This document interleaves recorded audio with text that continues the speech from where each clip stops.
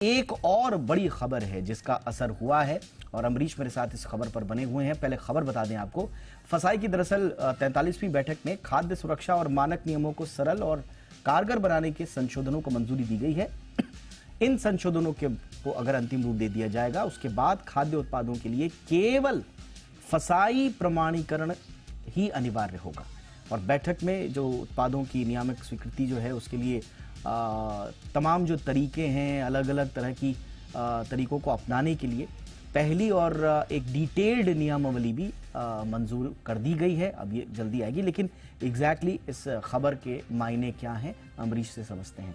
अमरीश, एक और खबर का असर, हमारी मुहिम का असर एग्जैक्टली अब इससे क्या बदल जाएगा? देखिए, कई बार ऐसा होता है कि कोई भी सर्विस शुरू करने से पहले अलग अलग नियामकों से हमको मंजूरी लेनी पड़ती है। विशेष तौर पे खाद्य सुरक्षा के मामले में अगर देखा जाए तो ऐसे इसके लिए नियमन बहुत सारे तगड़े हैं। FSSAI है, इसके अलावा हेल्थ मिनिस्ट्री है, इसके अलावा कंज्यूमर अफेयर्स मंत्रालय, इसके अलावा बाकी अन्य मंत्रालय हैं जिनसे कि अलग अलग प्रोडक्ट्स के लिए मंजूरी लेनी पड़ती थी।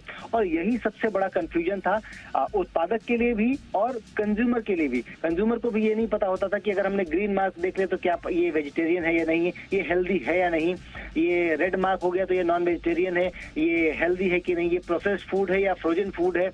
इस तरह की बहुत सारी कंफ्यूजन थी और इन सभी कंफ्यूजन को दूर करने के लिए सरकार ने ये व्यवस्था की है कि खाने पीने की कोई भी चीज, चाहे लिक्विड फॉर्म में हो, प्रोसेस्ड फॉर्म में हो, फ्रोजन फॉर्म में हो, उसके लिए सिर्फ एक नियामक रहेगा जो कि food security and safety authority of India रहेगा, यानी कि फसाई रहेगा। इसके अलावा बाकी किसी अन्य नियामक की आपको आवश्यकता नहीं है। आपको जितनी भी रेगुलेटरी फाइलिंग्स करनी है वो फसाई के जरिए कीजिए और उनसे मंजूरी मिलने के बाद आप कोई भी उत्पाद मार्केट में बेच सकते हैं। इससे दोनों को ही बेनिफिट है।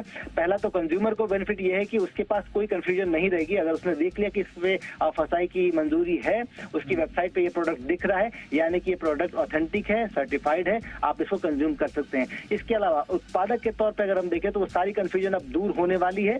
अब उनको अलग अलग मंत्रालयों में, अलग अलग विभागों में दिक्कतें नहीं झेलनी पड़ेंगी। सिर्फ एक नियामक रहेगा और उनके जरिए वो सारे स्पष्टीकरण, सारे मंजूरियां जो है वो ले सकते हैं। तो कुल मिलाकर ग्राहक के हित में एक बड़ा कदम है। जी, ग्राहक के हित में भी और इंडस्ट्री के हित में भी है। उनको अननेसेसरी रेगुलेटरी वर्क से वो बच पाएंगे। एक सिंगल उनके पास विंडो होगी, उनको चाहिए बस फसाई की मंजूरी।